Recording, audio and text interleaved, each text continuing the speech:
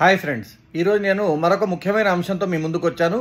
మనందరికీ తెలుసు, ఎప్పుడైనా మన బ్యాంకుల్లో లోన్ తీసుకోవాలనుకున్నా, ఏదైనా క్రెడిట్ తీసుకోవాలనుకున్నా వాళ్ళు మీ సిబిల్ స్కోర్ చాలా తక్కువ ఉందండి, అందుకే మీకు లోన్ రాదు అని చెప్తూ ఉంటారు.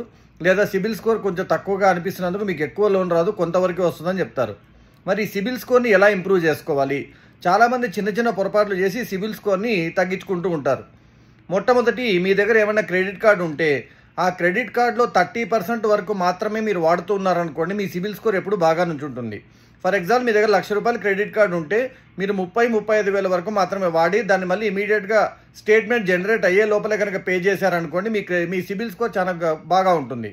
అలాగే చాలామందికి ఉన్న అపోహ ఏంటంటే, ఏదైనా ఒక లోన్ని అప్ ఫ్రంట్ పే చేసేస్తే నా సిబిల్ స్కోర్ పడిపోతుందేమో, ఈఎంఐలు కడుతూ పోతేనే బాగుంటుందేమో అనుకుంటారు. అలాంటిది ఏమీ లేదండి. మీరు కనుక మీకు ఎప్పుడైనా వీలైనప్పుడు ఆ అప్ ఫ్రంట్ కనుక పే చేసేసి మీరు లోన్ని ప్రీ క్లోజర్ చేసుకున్నా కూడా మీ సిబిల్ స్కోర్ ఇంప్రూవ్ అవుతుంది. ఇది ఒక అపోహ మాత్రమే.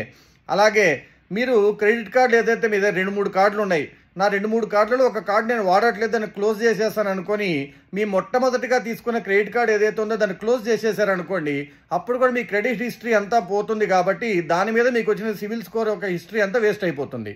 సో మీకు ఫస్ట్ తీసుకున్న క్రెడిట్ కార్డుని ఎప్పుడు క్లోజ్ చేయొద్దండి.